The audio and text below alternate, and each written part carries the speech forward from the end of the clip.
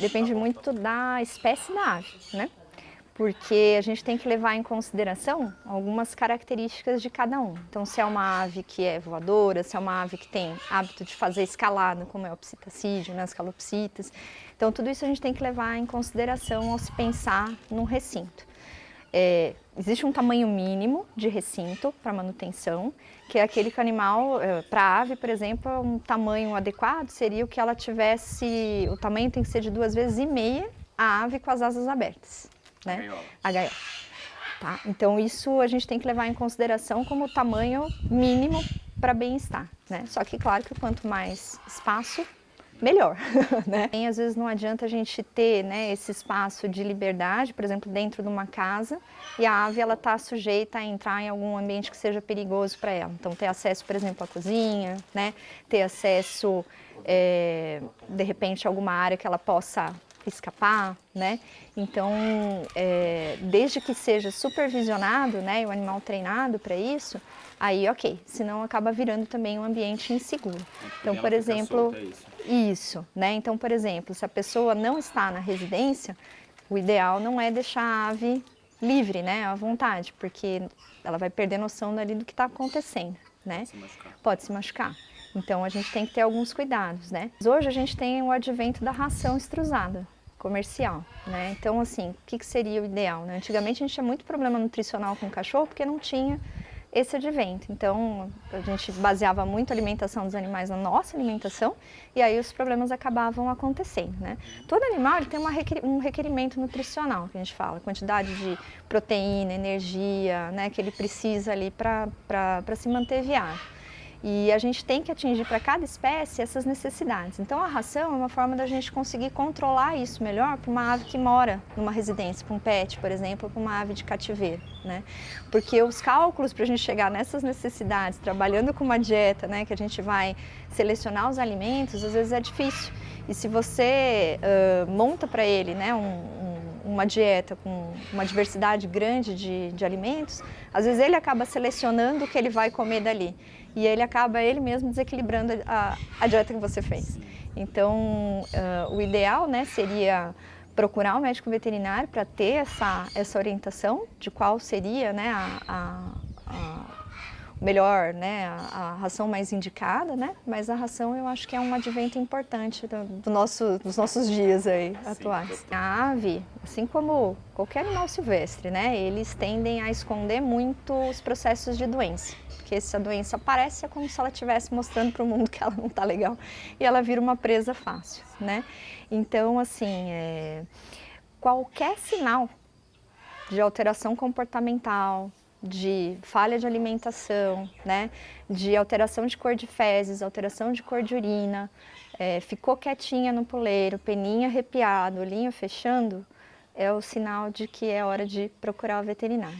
E podem ser bons pets, companheiros, com presentes? certeza, né? A gente tem muitas histórias aí de sucesso, né, de aves como pet, né? Elas têm todos os recursos aí para, né, serem boas companheiras.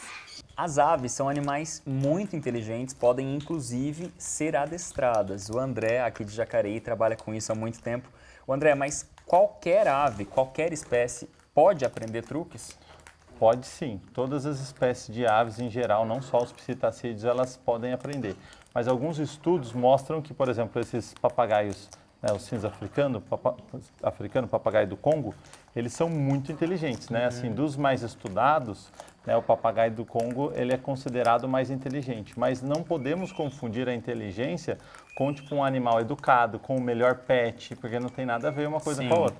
Né, o animal mais inteligente ele vai exigir muito mais enriquecimento ambiental, muito mais atenção, muito mais manejo, né, então tem que tomar muito cuidado na hora de adquirir um animal. Então eu aconselho, antes da pessoa tentar ter algum bicho como pet, que conheça bem a espécie, conheça os problemas das espécies, né?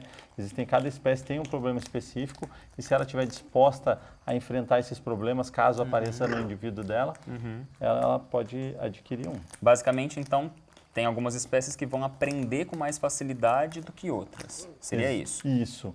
Porque se a inteligência, né, as aves elas são animais são visualmente desenvolvidas. Então, inteligências relacionadas à questão visual, por exemplo, reconhecer cor, contar, essas coisas, as aves vão se dar muito bem.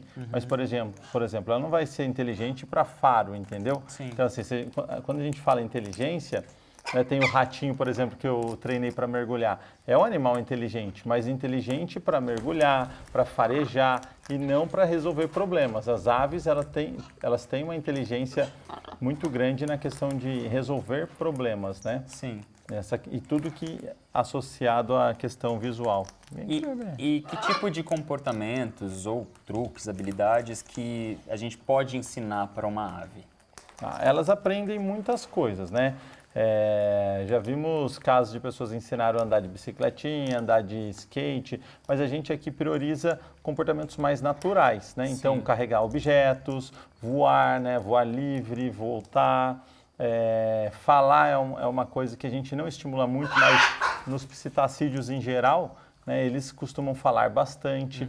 Né? Então, assim, das coisas que as aves podem aprender, o que elas mais terão facilidade são os comportamentos naturais, né? Carregar objetos e voar. E isso legal para quem tem uma ave em casa, em que sentido? Isso facilita a socialização, a convivência? Quando o animal faz o exercício pelo qual ele nasceu para ser feito, então ele nasceu para voar, ele vai ter não só um estímulo físico, mas muito estímulo mental. Então, por exemplo, aqui no meu recinto mesmo, né, vocês podem perceber que os puleiros eles são todos de galhos naturais e eles balançam, né? Eles não são estáveis. Então, assim, as aves na hora que elas voam de um lugar para o outro, elas acabam tendo que se exercitar ali mentalmente, o equilíbrio, né? Não só a força. Então, é algo que para o bicho, se ele só escala em lugar muito seguro, né? Que não mexa, ele não vai ter esse enriquecimento, ele não vai ter essa parte do cérebro, né, sendo ativada pelo equilíbrio, né, pelo medo. Então, isso tudo, eu acho que o voar facilita, porque se a ave sabe que ela voa, ela está no espaço que ela voa, ela não vai ter medo de pousar num galho, porque se ele quebrar, ela voa. Né? Então, isso ajuda muito no manejo. Isso vai ajudar, inclusive, a relação em casa com os donos, de repente. Para você, a ave normalmente é um animal mais arisco na natureza, não fica ali convivendo com o ser humano como um cachorro, por exemplo. Então, uma vez que você adestra, você consegue facilitar convívio. A parte da socialização, pensa assim, um papagaio ou uma arara, onde eles dão cria, onde fazem o ninho? Dentro de um tronco. Nesse ninho, quando eles nascem, o que o filhotinho enxerga? Só a mãe e os irmãos. Então, nesse período até sair do ninho, é um período de imprint que a gente chama. Nesse período, o animal, o cérebro dele está pronto para aprender quem faz parte do dia a dia dele, quem são os indivíduos que fazem parte do dia a dia dele. Então, nesse período, eles precisam aprender quem faz parte do dia a dia dele. Então, assim, se a pessoa não adquirir esse animal, né, na fase correta, dificilmente vai conseguir socializar. Mesmo que dê um recinto adequado, mesmo que faça a restrição de alimentos, ela não vai ter uma ave tão bem socializada quanto uma ave que foi, por exemplo, adquirida de um criadouro, que eles tomam esse cuidado, né? Até para anilhar, a ave precisa ser anilhada nessa fase, então ela vai ser cuidada por um ser humano e vai entender que o ser humano faz parte do dia a dia dela. Você é um adestrador, ou seja, você é profissional. Mas uma pessoa que tem, de repente, até uma ave não exótica, não silvestre, um periquito, uma calopsita em casa, consegue por conta própria também ensinar algumas questões de adestramento? Consegue sim. Ela pode, por exemplo, aqui a gente está dando alimento, né, ração extrusada para as aves, mas se a gente pegar, por exemplo, uma semente, um amendoim, um girassol, alguma coisa desse tipo que elas gostam muito, a gente pode fazer a associação dessa recompensa com algum comando. Então, por exemplo, se eu falo, vem aqui fulano, aí o bichinho vem, eu dou o girassol, vem aqui, dou o girassol, vem aqui, dou o girassol, ou alguma coisa, né, que o bicho possa comer, que goste de comer, a papinha de filhote mesmo. Já é possível a pessoa ensinar, por exemplo, o que a gente chama de recall, né, o bicho ir para algum lugar e voltar. E aí ela fazendo dentro de casa, ela pode tentar fazer sem auxílio de profissional, até porque não vai ter risco da ave fugir. E como eu sei o limite? Porque quando a gente fala de adestramento, a gente tem que levar muito em consideração o bem-estar e realmente os limites do animal para que aquilo não seja feito em excesso, nem coloque em risco a saúde física e mental do animal. O animal, cada animal indivíduo vai comer uma quantidade de comida. Então, por exemplo, se eu sei que esse animal come tipo 25 gramas de determinada semente ou de uma ração que ele gosta muito, né? Se a gente percebe que ele não está comendo nem 5 gramas porque o exercício que você está passando é muito difícil, no qual assim, o animal faz, a gente recompensa dando um petisquinho. Mas durante o treino ele não está comendo nem 5%, nem 10% do alimento, você já sabe que você está forçando demais. A gente fragmenta o treino.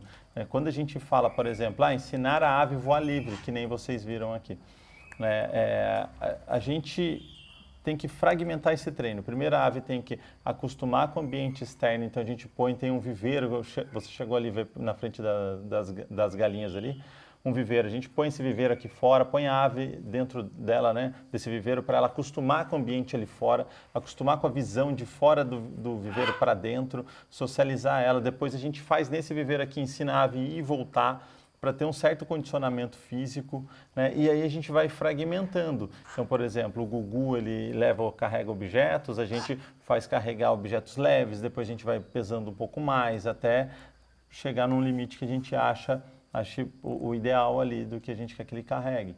Então, eu acredito que se o animal não estiver conseguindo comer, né, ele se tiver arrancando demais penas ou tendo algum comportamento novo que não está ali, que está associado ao treinamento, já não é legal, sabe? Está gritando demais, está bicando. O exercício tem que ser prazeroso. Sim. Eu falo que quando o treino é bom, ele é bom para todo mundo. Para a pessoa, porque está facilitando o manejo, né? Para o animal, porque ele está tendo uma atividade e ele está recebendo, por exemplo, mais liberdade com aquilo, né? Ou uma rotina a mais no dia a dia.